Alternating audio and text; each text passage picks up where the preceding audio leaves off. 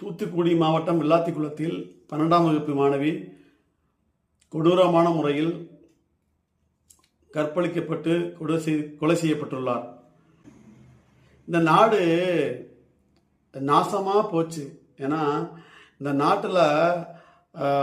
நாட்டில் வாழக்கூடிய குடிகளுக்கு, மக்களுக்கு, பெண்களுக்கு யாருக்குமே பாதுகாப்பு இங்கே உறுதிப்படுத்தவே இல்லை. இன்ன வரைக்கும் உறுதிப்படுத்தவே இல்லை. குறிப்பாக தமிழ்நாட்டில்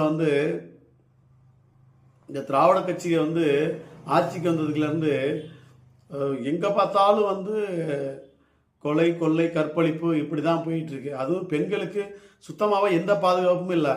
சிறு வயது குழந்தைகள் முதல் மூதாட்டிகள் வரை வயது வரம்பு பாராமல் கற்பழிக்கப்படுகிறார்கள், கற்பழித்து கொலை செய்யப்படுகிறார்கள். ஆரம்ப பள்ளி போகிற பிள்ளைகளிலிருந்து ஆராய்ச்சி பள்ளி கல்வி கற்கக்கூடிய பெண்கள் வரைக்கும், வீட்டில் இருக்க பெண்கள் வரைக்கும், மூதாட்டிகள் வரைக்கும், பெரிய வயசான பெண்கள் வரைக்கும் யாருக்குமே இங்கே பாதுகாப்பு இல்லை.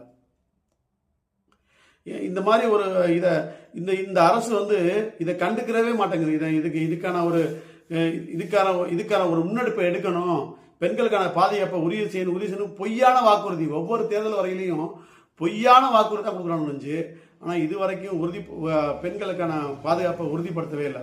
நாம் தமிழர் கட்சி ஆட்சியில் இருக்கும் பொழுது ஒரு பெண் பாலியல் வன்கொடுமை செய்யப்பட்டு கொல்லப்பட்டால் அந்த பெண்ணை அடக்கம் செய்வதற்கு முன்னே அந்த ஆணை தேடி பிடித்து அவனை கொலை செய்துவிட்டு அவனை அடக்கம் செய்து விட்ட பிறகுதான் பெண்ணை அடக்கம் செய்வோம் என்று சொல்கிறது. அப்போதுதான் அந்த உயிர் பயத்தை கொடுத்தால்தான் பெண்கள் மீது எந்த ஆண்களும் தப்பான கண்ணோட்டத்தை வைக்க மாட்டார்கள், தப்பான கண்ணோட்டத்தில் பழக மாட்டார்கள்.